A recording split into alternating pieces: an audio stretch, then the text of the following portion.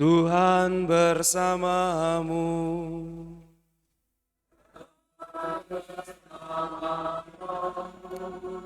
Inilah Injil suci menurut Lukas.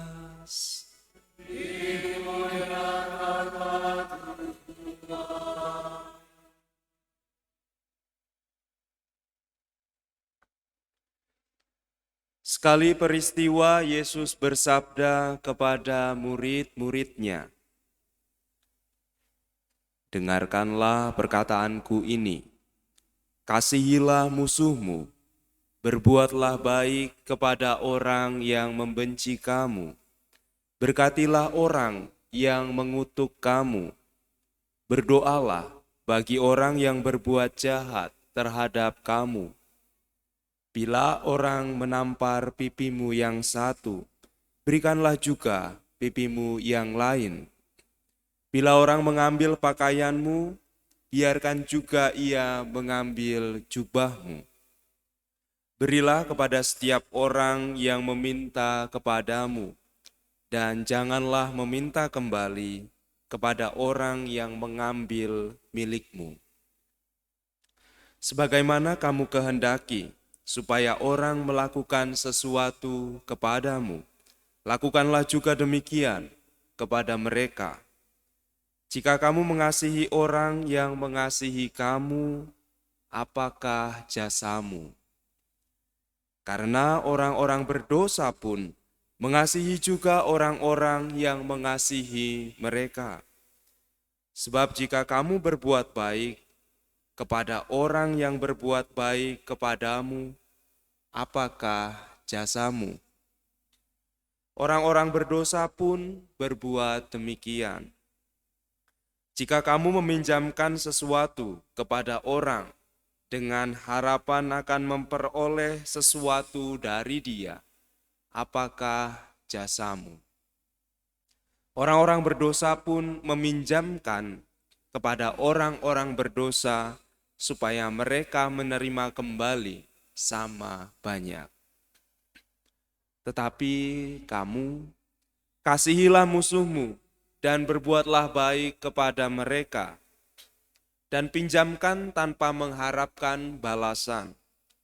Maka upahmu akan besar, dan kamu akan menjadi anak-anak Allah yang Maha Tinggi. Sebab ia baik terhadap orang-orang yang tidak tahu berterima kasih dan terhadap orang-orang jahat. Hendaklah kamu murah hati sama seperti Bapamu adalah murah hati. Janganlah kamu menghakimi, maka kamu pun tidak akan dihakimi. Janganlah kamu suka mempersalahkan, maka kamu pun tidak akan dipersalahkan. Ampunilah, maka kamu akan diampuni. Berilah, maka kamu akan diberi. Suatu takaran yang baik, yang dipadatkan, yang diguncang, dan yang tumpah keluar, akan dicurahkan ke dalam pangkuanmu. Sebab ukuran yang kamu pakai untuk mengukur akan diukurkan pula kepadamu.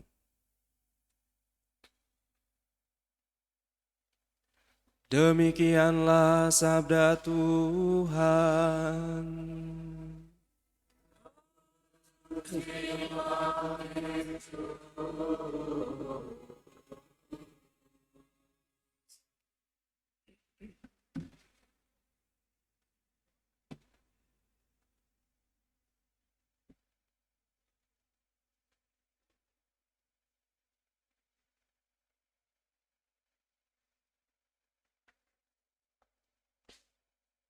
Para suster, saudara-saudari, dan adik-adikku yang terkasih dalam Tuhan, bacaan yang barusan kita dengarkan dari ketiga bacaan ini, kalau kita lakukan, itu akan menjamin kita untuk menjadi orang yang luar biasa baik.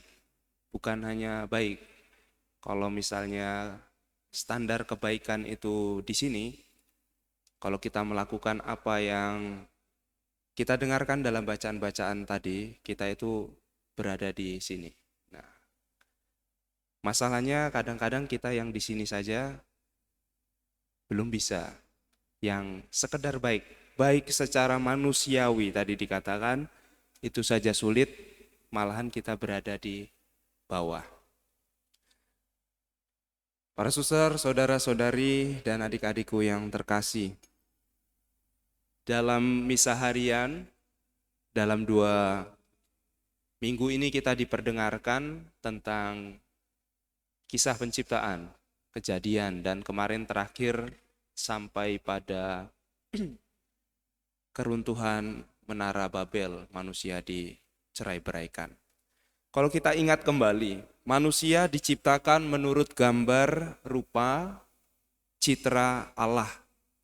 Dan dalam Kejadian 1, ketika manusia diciptakan, kalau Allah sebelumnya saat menciptakan langit, menciptakan matahari, menciptakan tumbuhan, ikan, hewan, dikatakan melihat baik adanya, maka jadilah petang dan pagi. Ketika Allah menciptakan manusia, baik adanya itu ditambah sebuah kata superlatif, sungguh amat baik. Maka ketika manusia diciptakan, Allah melihat seluruh ciptaan sungguh amat baik. Maka kita menurut Kejadian 1 menjadi puncak seluruh ciptaan. Kalau kita bandingkan dengan rantai makanan, namanya menjadi puncak itu menjadi ya yang paling tinggi dan mengatur seluruh ekosistem. Kalau kita dikatakan sebagai puncak ciptaan, maka kita yang paling tinggi dan mengatur seluruh kebaikan ciptaan. Maka kalau kita tidak baik, ya cocoklah seluruh ciptaan nanti menjadi tidak baik. Banjir, kemudian tanah longsor itu bukan terjadi begitu saja, tetapi juga karena kita juga. Dan salah satu anugerah yang dimiliki manusia karena ia dikatakan secitra dengan Allah ialah ini. Kita pegang dada kita dan kita sebutnya sebagai hati nurani, suara hati. Salah satu dari 4 anugerah yang dimiliki manusia karena dia dikatakan secitra dengan Allah adalah memiliki hati nurani. Ya, 3-nya lagi apa? Silakan PR di rumah dicari. Yang membuat kita berbeda dengan ciptaan lain. Salah satunya adalah hati nurani, lalu 3 lagi apa? Kalau penasaran saya kasih tahu aja, akal budi, perasaan, dan akal budi, perasaan sama hati sama, kemudian kehendak bebas, dan yang keempat adalah nafas kehidupan. Kita baca dari Kejadian 2 tentang nafas kehidupan. Dan manusia karena hatinya mampu membedakan, mampu memilah, mampu berdiskresi, mampu berdiscernment tentang yang baik dan yang tidak baik. Maka kalau mau menilai yang baik dan tidak baik, jangan pakai otak, jangan pakai akal budi. Akal budi itu digunakan untuk membedakan yang benar dari yang tidak benar. Maka kebaikan itu kita tanyanya di dalam hati. Dan di dalam hati manusia sebagai citra Allah sudah tertanam di dalam diri manusia itu yang disebut hukum kodrat atau hukum manusiawi. Artinya apa? Bingung ya? Ya nggak apa-apa. Artinya hukum yang tertanam karena manusia itu manusia. Hukum yang tertanam pada diri manusia, hanya manusia. Kalau kita membandingkan selain hukum kodrat ada hukum apa Romo? Ada hukum ilahi, itu yang tertulis di dalam Injil, 10 perintah Allah, kemudian larangan bercerai, itu hukum ilahi. Selain hukum ilahi ada hukum apa Romo? Ada hukum gereja. Contohnya apa hukum gereja? Menerima komuni setelah komuni pertama. Nah itu hukum gereja, nggak ada di kitab suci.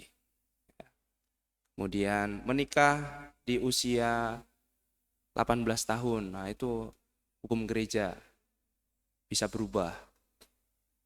Lalu ada juga kita dalam kehidupan sehari-hari hukum sipil.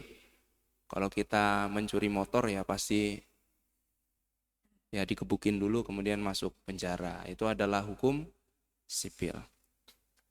Nah, dan ada satu hukum yang saya sebut tadi, hukum kodrat, hukum manusiawi yang tertanam di dalam diri manusia karena dia adalah manusia. Maka kalau hukum ini tidak ada di dalam diri kita, jangan-jangan kita bukan manusia. Apa hukum kodrat itu, Romo? Hukum kodrat yang ada di dalam diri kita seperti ini hukumnya. Lakukan yang baik, jauhi yang jahat. Tidak usah orang beragama Katolik atau bahkan tidak usah orang beragama sekalipun, dia pasti akan tahu. Minimal untuk dirinya sendiri saja.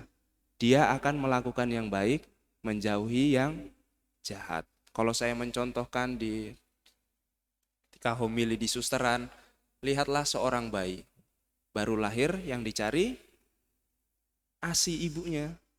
Nggak mungkin dia baru lahir nyari api. Karena memang dalam diri manusia sudah tertanam hukum kodrat untuk mencari yang baik bagi dirinya dan dia akan menjauhi yang jahat. Sama dong Romo dengan insting hewan, beda. Kalau insting hewan dia tidak bisa berkembang. Tetapi karena manusia memiliki hati nurani dan dimodali hukum kodrat, lakukan yang baik, jauhi yang jahat ini bisa berkembang dalam diri manusia. Maka kita mendengarkan Injil hari ini dan bacaan hari ini. Kalau hukum kodrat itu sebuah insting, pasti dari kecil sampai besar tidak akan berkembang. Artinya manusia hanya mencari yang baik untuk dirinya dan menjauhi yang jahat bagi dirinya. Tetapi manusia berkembang. Maka bacaan-bacaan hari ini para suster, saudara-saudari dan adik-adik yang terkasih merupakan sebuah dalam tanda kutip upgrading dari hukum kodrat yang sudah ada di dalam diri kita. Upgrading itu peningkatan. Dan dalam bacaan ini ada 2 tingkatan. Yang pertama dalam bacaan kedua, kita diingatkan bahwa kita bukan sekedar manusia jasmani, tetapi kita harus sadar bahwa kita adalah manusia yang akan mengenakan rupa dari yang surgawi. Maka kalau kebaikan kita masih gitu-gitu aja dari lahir sampai sekarang, ya itu kebaikan manusiawi. Berbuat baik kepada yang sudah berbuat baik kepada saya, memberi pinjaman kepada yang nanti dia akan memberi pinjaman kepada saya, itu kebaikan manusiawi. Takarannya di sini, standar. Dan kalau kebaikan kita masih seperti itu, artinya kita tidak berkembang. Lalu upgradingnya ada 2 tahap. Yang pertama seperti yang dialami Daud. Daud melakukan yang baik, tidak membunuh Saul, padahal Saul sudah mengejar-ngejar dia, bahkan sudah berkali-kali mencoba membunuh Daud. Maka kalau dalam hukum kodrat tadi apa? Lakukan yang baik, jauhi yang jahat. Seharusnya secara hukum kodrat, Daud membunuh Saul dengan alasan membela diri. Tapi ternyata tidak.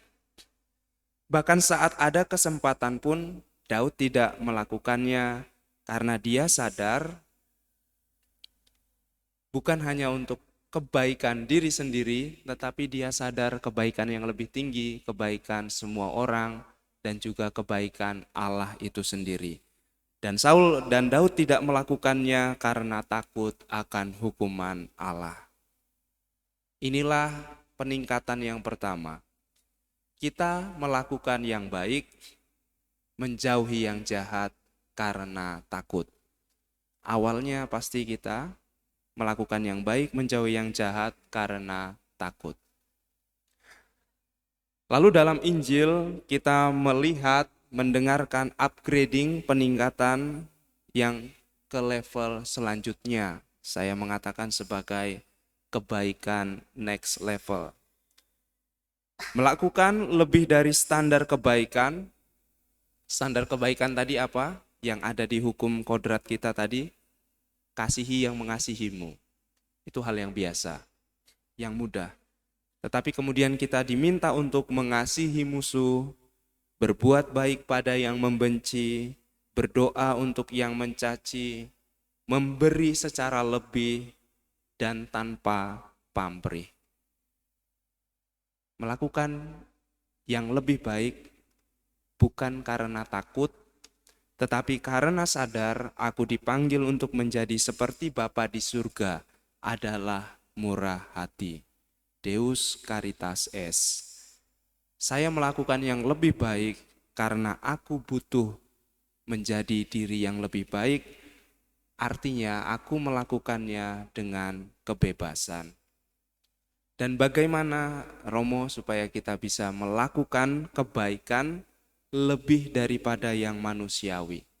Mengasihi musuh itu bukan hal yang manusiawi.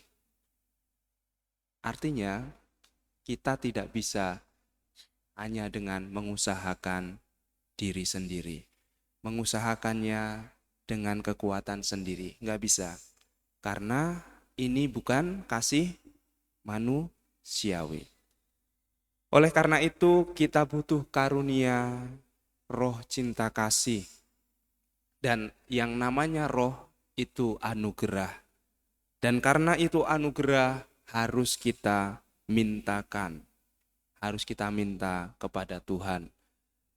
Kenapa kepada Tuhan? Karena Tuhan bukan hanya memiliki kasih, tetapi Dia adalah kasih itu sendiri. Maka sebagai penutup, kalau kita mau menjadi manusia yang next level kebaikannya, tidak cukup hanya berusaha, berniat berbuat baik, tetapi juga mohon anugerah kemurahan hati seperti Allah. Dan dengan demikian, ketika kita mau melakukan yang baik, kita tidak akan menghakimi orang, mempersalahkan orang, mengukur apakah dia layak menerima kebaikanku atau tidak. Tetapi kita melakukannya, melakukan kebaikan yang di atas kebaikan manusiawi. Dan yang ketiga, kita akan mampu mengampuni. Dan saat kita mampu mengampuni, kita mampu berbuat baik kepada siapapun. Semoga kita bisa melakukan kebaikan lebih daripada kebaikan yang sekedar manusiawi. Semoga Tuhan memberkati kita.